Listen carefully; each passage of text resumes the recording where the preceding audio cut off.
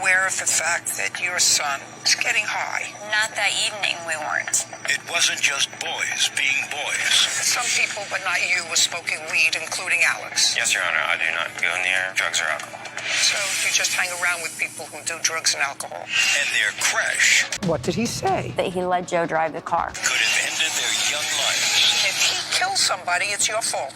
Judge Judy, Amy Lynn Allen, is suing her son's friend, 18-year-old Joseph Bridgman, for wrecking her car. Order, all rise. Brought out the courtroom. Now it's case number 124 on the calendar, the matter of Allen versus Bridgman. Thank you. You're welcome. Judge Price has been sworn in. You may be seated. Sir, let's see. Miss Allen, this young man is a friend of your son's. Yes, ma'am. Mr. Bridgman was driving a car that is owned by you. You're the registered owner, but you had given to your son for his use. Yes, ma'am.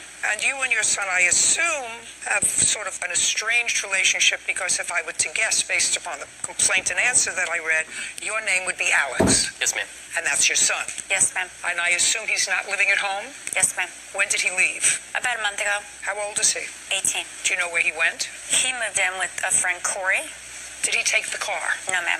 Do you have the car? Yes, ma'am. Is it fixed? No, ma'am. Okay. Now, on what date was this accident, Mr. Bridgman? January 6, 2017, Your Honor. What time of the day or night? I would say it was between 9 and 10 o'clock p.m. And you and Alex were out Yes. with some friends in a park. Yes. And some people, but not you, were smoking weed, including Alex. Yes, Your Honor, I do not go near drugs or alcohol. I read your papers, so that you just hang around with people who do drugs and alcohol. Better be the designated than the one doing them. Better find friends who don't hang around and do drugs and alcohol. That would be the smarter thing to do, right? Yes, Your Honor. Yeah.